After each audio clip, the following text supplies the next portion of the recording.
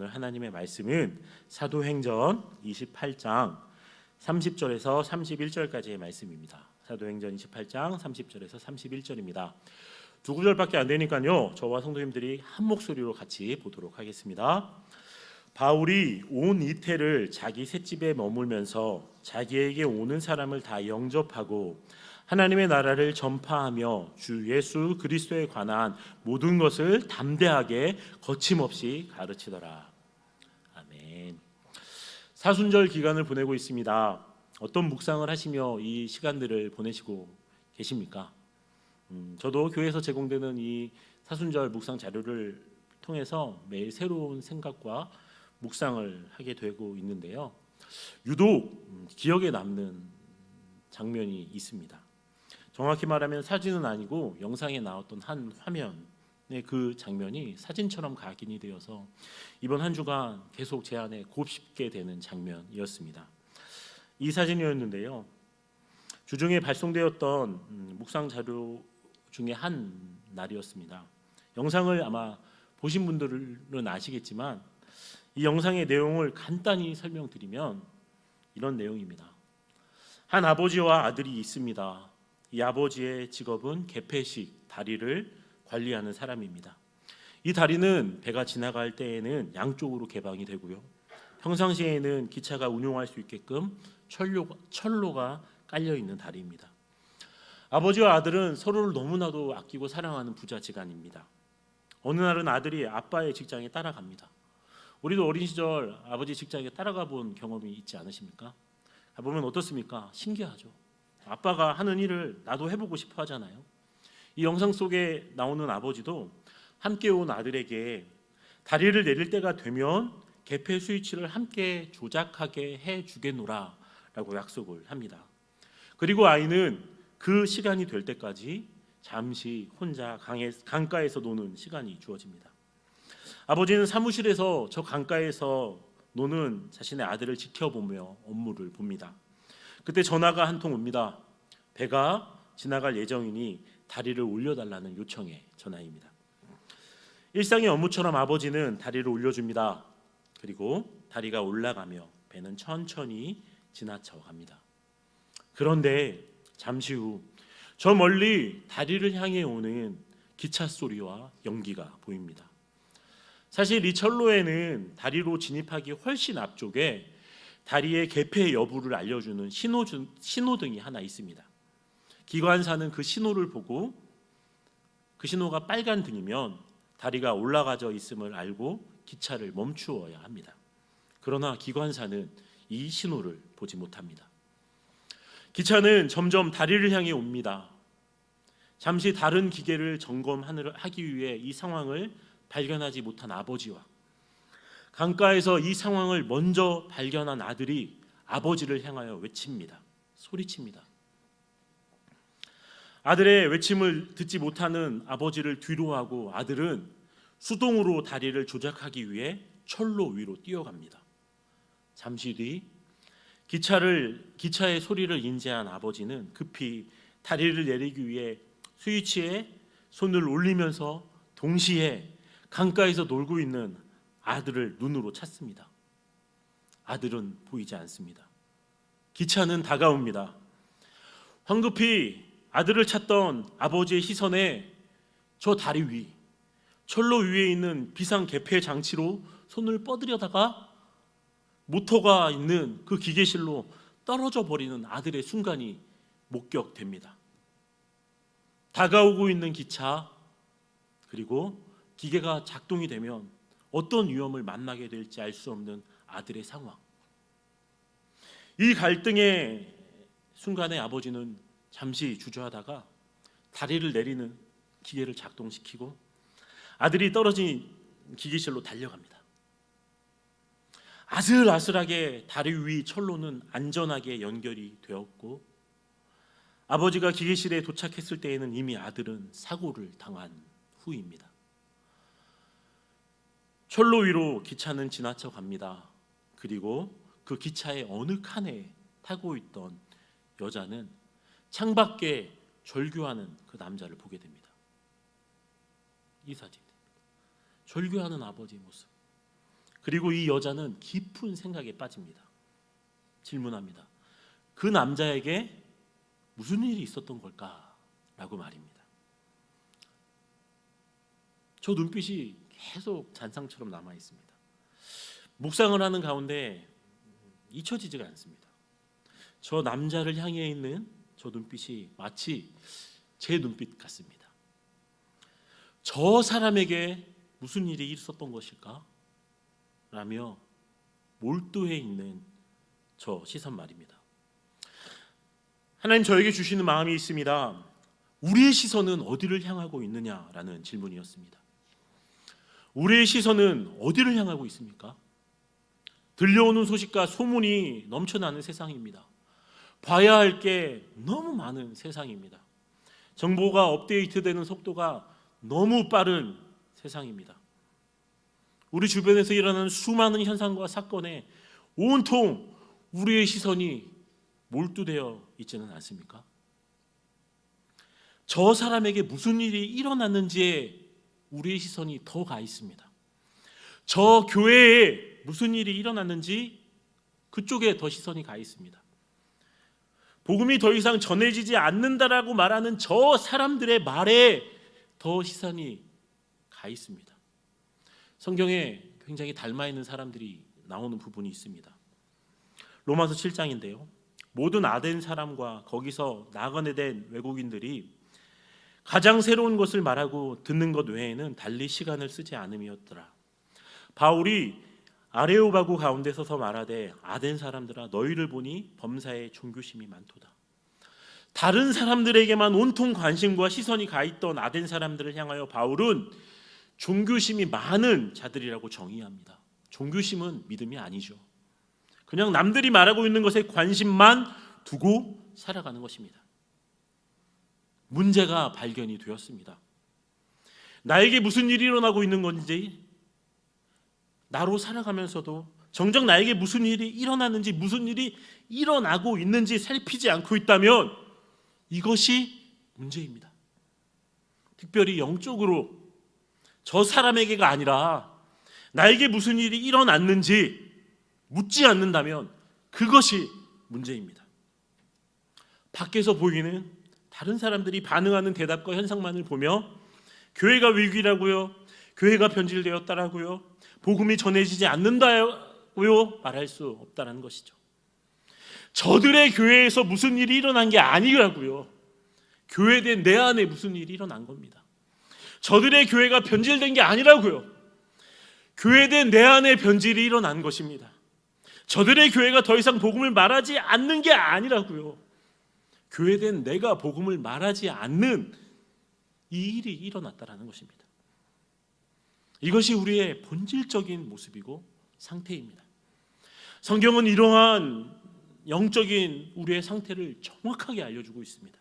로마서 7장입니다. 내 속 곧 내 육신에 선한 것이 거하지 아니하는 줄을 아노니 원함은 내게 있으나 선을 행하는 것은 없노라. 내가 원하는 바 선은 행하지 아니하고 도리어 원하지 아니하는 바 악을 행하는도다. 이것이 영적으로 우리가 직면한 문제적 상황이며 문제적 상태임을 알아야 합니다. 아는 것이 참 중요합니다. 그럼 이 알문 어디서 우리가 찾을 수 있습니까? 성경을 통해서 확인할 수 있습니다. 여기서 우리가 성경을 늘 펼쳐야 하는 이유를 찾을 수 있는 것입니다. 요한복음 1장 1절에요. 태초에 말씀이 계시니라. 이 말씀이 하나님과 함께 계셨으니 이 말씀은 곧 하나님이시니라 라고 말씀하십니다. 성경에 하나님이 계십니다. 성경의 피조물인 우리의 설계도와 매뉴얼이 담겨 있습니다. 그러니 성경을 펼치지 않고 성경을 읽지 않고 성경을 묵상하지 않고 온전히 하나님의 뜻대로 살겠다라고 하는 것은 어찌 보면 불가능이라고 해도 과언이 아닙니다.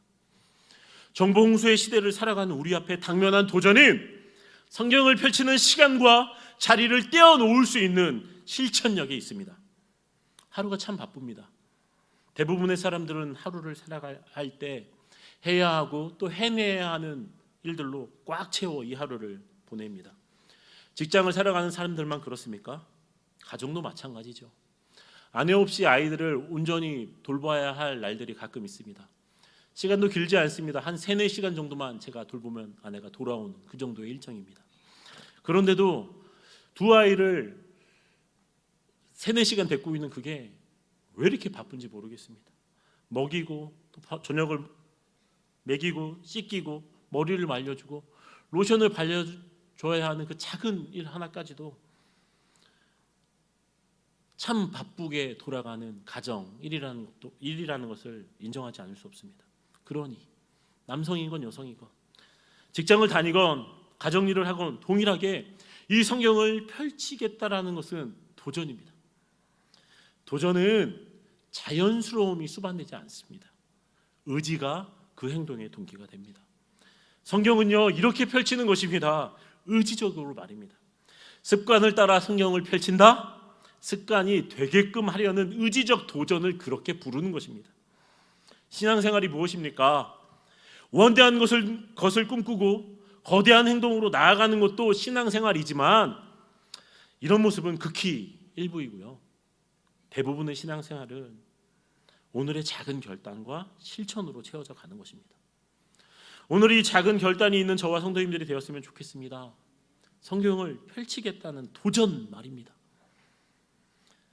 성경을 펼쳐 그 속에서 설명하고 있는 나를 발견해야 합니다. 성경은 본성적인 우리의 문제적 상태를 알려줍니다.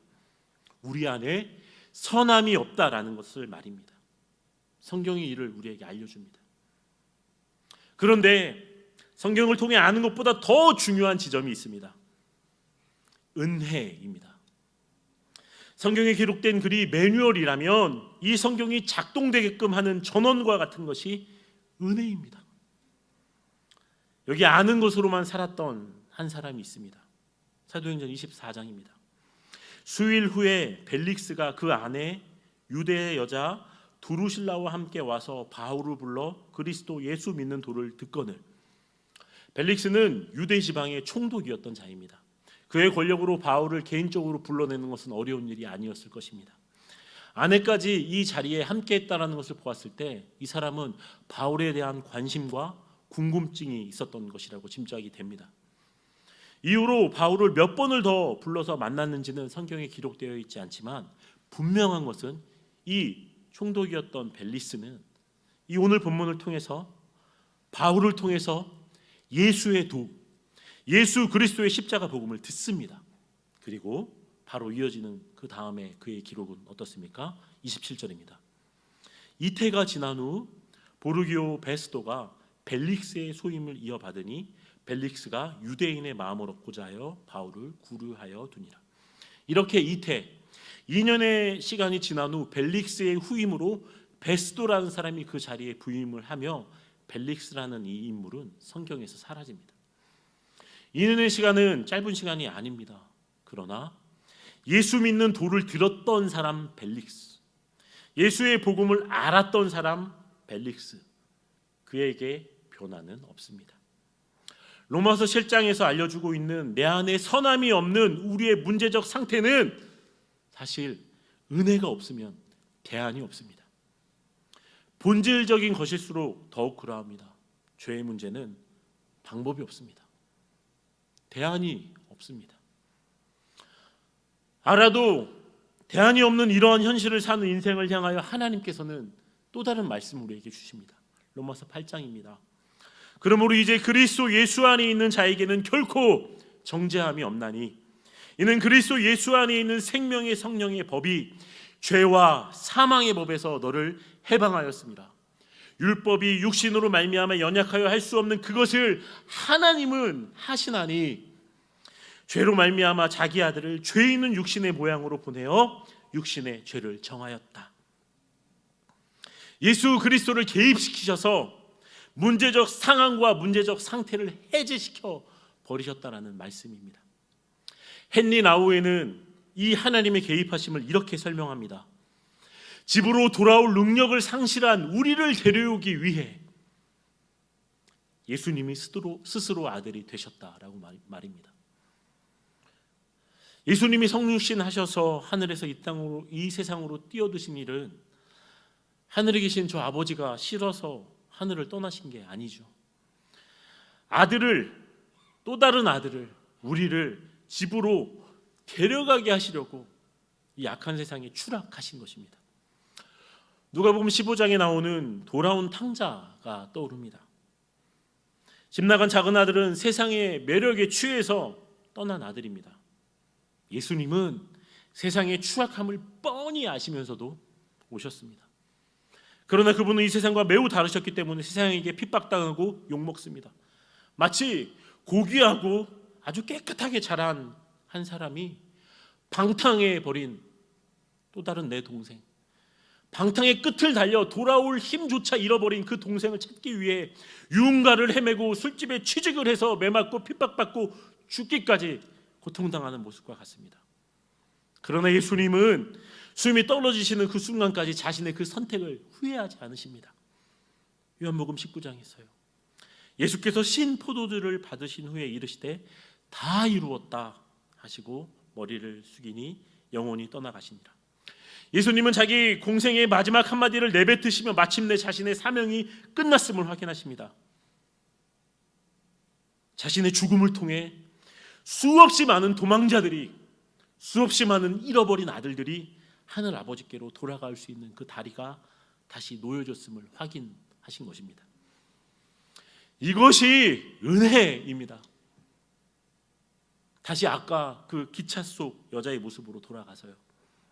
절규하며 울부짖는 남자를 발견하고 저 사람에게 무슨 일이 일어난 걸까? 라는 질문을 하던 그 여자의 의문이 바뀌는 순간이 옵니다. 그 여자의 질문은 이렇게 바뀝니다. 저 사람에게 무슨 일이 일어난 걸까? 아니면 나에게 무슨 일이 일어난 걸까? 저 사람의 문제로 향하던 시선이 내 안의 문제로 향해지는 변화는 어떻게 가능합니까? 이때 은혜가 작동되어지는 것입니다. 저 문장에서 변화가 일어나는 시점, 아니면이라는 저 단어요. 이 전환의 순간을 위해 은혜가 우리 가운데 필요하다라는 것입니다. 이전의 모습은 선하고 싶어도 선한 것을 생각해낼 수조차 없었던 상태, 본질적으로 악한 것을 선택하지 않아도 이미 악이었기 때문에 대안이 없던 인생의 상태에서 나에게 일어난 일, 하나님의 은혜가 개입된 일, 십자가의 복음으로 완전한 변화받은 자 되었음을 다시금 깨닫게 하는 그 일, 이것을 위해 하나님의 은혜가 우리 가운데 역사하시는 것입니다. 다시금 이 은혜의 자리로 나아가야 합니다. 나를 살게 한 은혜, 불능의 상태를 가능의 상태로 변화시킨 은혜, 대안이 없는 인생의 유일한 답으로, 영원한 답으로 오신 그 하나님의 은혜가 회복되는 자리로 나아가야 합니다. 이미 우리에게 베풀어 주신 하나님의 은혜, 십자가의 은혜의 회복만이 우리의 인생의 유일한 돌파구입니다. 은혜의 회복을 꿈꾸는 이들이 많아지길 간구합니다. 미지근하게 살아갈 수는 없습니다. 그러하기엔 우리의 인생이 너무 짧습니다. 그러하기엔 우리의 자녀들과 다음 세대의 신앙과 교회가 위태롭습니다. 그러하기엔 이 땅의 교회와 기독교가 입은 내상이 너무 깊습니다. 하나님의 은혜의 회복은 어떻게 우리에게 찾아옵니까? 은혜의 방법대로 살아가야 합니다. 은혜의 방법대로 살아가는 자에게 그 회복이 주어집니다. 존 스토트 목사님은 은혜를 이렇게 말씀하십니다. 은혜는 돌아보고 자신을 낮추고 구해주는 것이다. 은혜는 돌아보고 자신을 낮추고 구해주는 것이다. 하나님이 자신의 아들을 보내셨던 방식입니다. 아들이셨던 예수님께서 몸소 사셨던 모습입니다. 그리고 은혜의 회복을 구하는 우리가 살아가야 할 모습입니다. 은혜를 간구하는 기도하십시오. 그리고 기도만 하지 말고 살아가셔야 합니다. 돌아보고 자신을 낮추고 구해주는 살아감입니다. 이걸 우리가 잃었습니다. 이걸 교회가 잊었습니다. 다른 거 하느라, 교회 덩치 키우느라, 세련되고 친절하다는 그 이미지를 만드느라 체면을 차리느라 돌아보지 않고 낮추지 않고 구하지 않았습니다. 오늘 사도행전 바울을 통해서 은혜를 살아가는 자의 삶을 발견합니다. 바울의 인생은 강렬합니다. 예수의 복음을 알기 이전의 바울의 삶은 다른 면에서, 반대적인 면에서 또한 강렬한 삶을 살았습니다. 존 스토트 목사님이 말한 은혜와는 정반대의 모습입니다. 우러러보게 하고 자신을 높이고 죽이는 삶이었습니다. 예수의 복음 없이, 은혜 없이 사는 사람들이 바라는 것이 바울이 사울이었을 적의 그 반대적인 강렬한 삶입니다.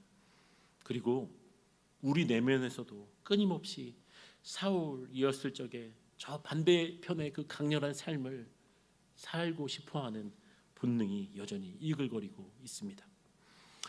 그러나 다메섹에서 바울은 예수의 복음 은혜를 경험합니다. 그의 인생은 송두리째 뒤집어져 버립니다. 은혜로 사는 강렬한 삶은 더 뜨겁고 스펙터클합니다.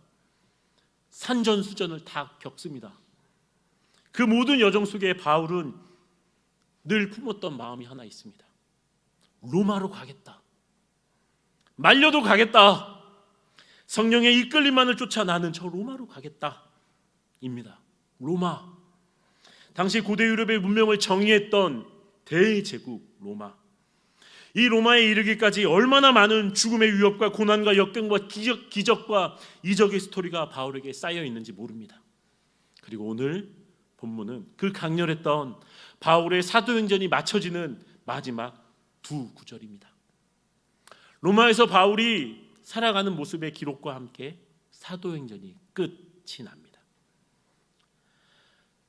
바울이 온 이태를 자기 셋집에 머물면서 자기에게 오는 사람을 다 영접하고 하나님의 나라를 전파하며 주 예수 그리스도에 관한 모든 것을 담대하게 거침없이 가르치더라. 30절에서 바울은 셋집에 머물고 있습니다. 힐스테이트, 프루지오, 자이, 더샵, 롯데캐슬.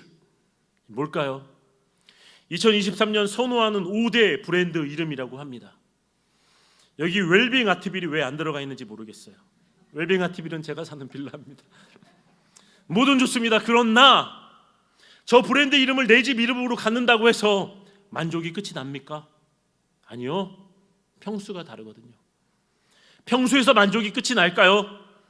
더 좋아 보이는 다른 브랜드의 이름들이 계속해서 등장할 것입니다. 그런데 오늘 본문 30절을 한번 보십시오. 5대 브랜드의 이름보다, 웰빙 아트빌보다 더 멋진 이름을 발견했습니다. 바울이 온 이태를 자기 셋집에 머물면서 자기에게 오는 사람을 다 영접하고, 바울의 셋집, 메시지 성경은 이 집을요 이렇게 영어로 설명합니다. His door was always open. 그의 문은 언제나 열려 있었다. 심장이 쿵 하고 한 대 맞은 것 같았습니다. 감격스러운 이름 아닙니까? 언제나 열려 있는 문, 자기에게 오는 사람을 다 영접하는 문. 이 문은 지금 어디에 있습니까? 바울의 셋집과 같은 교회는 지금 어디에 있습니까? 예수의 복음은 은혜의 방법대로 사는 사람, 바울의 평범해 보이는 저 셋집을 통해서 퍼져나아갑니다. 바울은 문을 활짝 열고 사람을 돌아보고 자신을 낮추고 찾아오는 이들에게 하나님 나라의 복음을 전하며 죽어있던 그 사람들을 구해주는 삶을 살아갑니다. 오늘 저와 성도님들의 은혜의 자리는 어디입니까? 우리가 사는 주중의 삶의 어떤 모습 속에 하나님의 은혜를 회복해야 하는 행동과 실천이 있습니까? 살아내셔야 합니다. 은혜의 방법을 쫓아 살아가셔야 합니다. 돌아보고 자신을 낮추고 구해주는 이들이 세워져 갈 때 그게 교회의 부흥입니다. 이런 은혜의 자리가 점점 확장되어 갈 때 그곳이 바로 교회입니다. 미지근하게 살 수는 없습니다. 그렇게 타협하며 살아오다가 기독교가, 교회가, 그리스도인이라 불리는 우리가 여기까지 밀려왔습니다. 영적으로 그 어느 때보다 바울의 셋집이 필요한 시대 가운데 우리의 가정이 바울의 셋집이 되고 우리의 사업체가 바울의 셋집이 되고 내가 만나는 사람들과의 관계 속에 바울의 셋집이 세워져서 누구라도 하나님 나라의 이야기를 들을 수 있고 또 그렇게 살아가는 사람들을 거기 가면 만날 수 있고 그 관계의 만남 속에서 복음이 전해지고 은혜의 회복이 있는 그런 영광을 꿈꿔봅니다. 우리 한 주간의 삶이 이 회복된 은혜의 현장 되기를 축원합니다. 오늘 말씀을 붙잡고 찬양을 부를 건데요, 두 곡의 찬양을 할 겁니다. 첫 번째 찬양은 모든 것이 주님의 은혜라면이라는 찬양인데요, 이 찬양을 하실 때 회복된 은혜의 고백이 있었으면 좋겠습니다. 기차에 앉아 창밖을 바라보며 멍하니 저 창밖에 있는 사람만 바라볼 때에는 아무것도 보이지 않습니다. 그런데 그 시선으로 나를 바라보세요. 나에게 무슨 일이 일어난 거지? 이 질문으로 돌아가시면 하나님이 나에게 하신 일들이 다시금 발견되실 거예요. 그때 비로소 나의 오는 고백이 모든 것이 하나님 은혜였습니다라는 고백입니다. 나에게 주신 그 모든 것이 하나도 버릴 수 없는 하나님의 은혜였습니다라는 감격과 감동을 발견하게 되실 거예요. 그리고 두 번째 연결해서 부를 찬양 가사는 이렇습니다.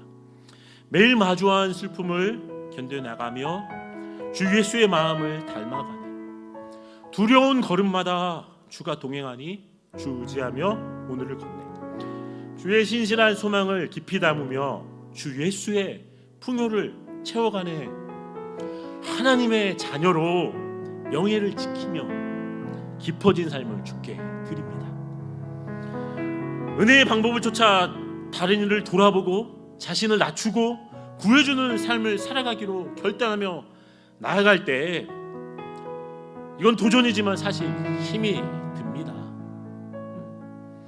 두려운 걸음마다 이 찬양의 가사, 이게 우리 사실 본능이잖아요. 두려움이 오잖아요. 세상의 방법과는 정반대적인 삶을 살아가기로 작정한다는 것 거룩하고 영광스러운 것이지만 두렵고 외롭고 힘이 듭니다. 그 두려운 걸음마다 덤덤하게 이 찬양을 부르며 기도하는 거예요. 그리고 마지막에 고백하는 거예요. 하나님의 자녀로 명예를 지키며 버텨내겠습니다. 살아내겠습니다. 그때 하나님 우리에게 위로하시고 힘을 주실 것입니다. 우리 이 두 찬양을 우리의 믿음의 고백으로 올려드리며 오늘 말씀을 정리하겠습니다. 모든 것이 주님의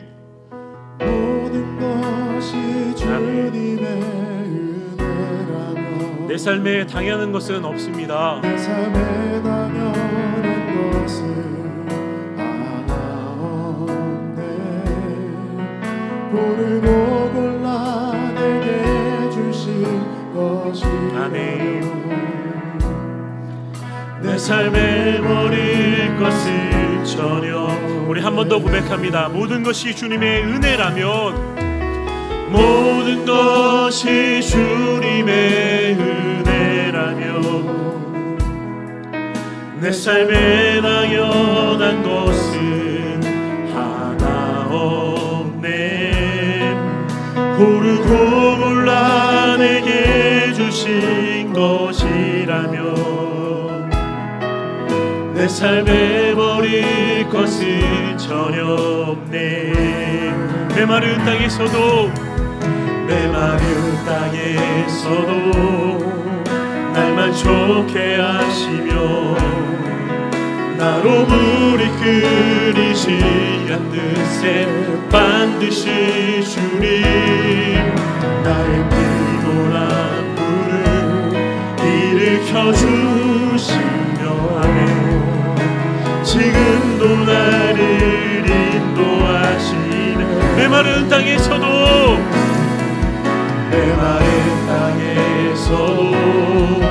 날만 좋게 하시며 나로 물이 흐르지 않는 샘 반드시 주님 나의 피곤함 주께서 일으켜 주십니다. 우리를 인도하시는 주님을 신뢰하며 나아갑니다. 모든 것이 주님의 은혜였음을 고백합니다. 모든 것이 주님의 은혜라면 아멘. 내 삶에 당연한 것은 하나 없네. 고르고 골라 내게 주신 것이라면 내 삶에 버릴 것은, 우리 이렇게 고백합니다. 매일 마주한 슬픔을 견디며 나아갑니다. 마주한 슬픔을 견뎌나가 주 예수의 마음을 닮아가네. 마음을 닮아가네. 두려운 그 걸음마다 두려운 걸음마다 주가 동행하니 주지하며 오늘을 건네. 주의 신실한 소망이 우리 가운데 있습니다. 주의 신실한 소망을 깊이 담으며 주 예수의 부요를 채워가네. 아멘. 하나님의 자녀로 명예 지켜가며 우리 한 번 더 고백하며 나갑시다. 매일 마주한 슬픔을 견뎌 나가겠습니다. 매일 마주한 슬픔을 견뎌 나가 주 예수의 마음을 닮아가네. 닮아가네. 아멘. 두려운 걸음마다 주가 동행하니 주시하며 오늘을 건네. 주의 신실한 소망을 깊이 담으며 주 예수의 부요를 채워가네.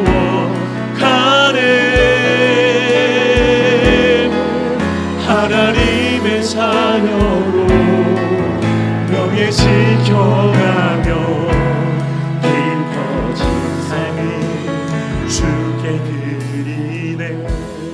우리 조용히 눈을 감고 오늘 말씀에 반응하면 좋겠습니다. 입술 열어 회개하셔도 좋고요, 다시금 회복해 하실 그 하나님의 은혜를 부르짖으셔도 좋습니다. 오늘 우리 가정이 먼저 바울의 새집 같은 은혜의 회복이 있게 하여 주십소라고 기도하셔도 좋습니다. 조용히 묵상하셔도 되고요, 오늘 말씀 앞에 반응하며 하나님, 우리 가운데 하나님 말씀하여 주십소라고 우리 말씀 앞에 함께 기도함으로 나아가겠습니다. 기도하겠습니다.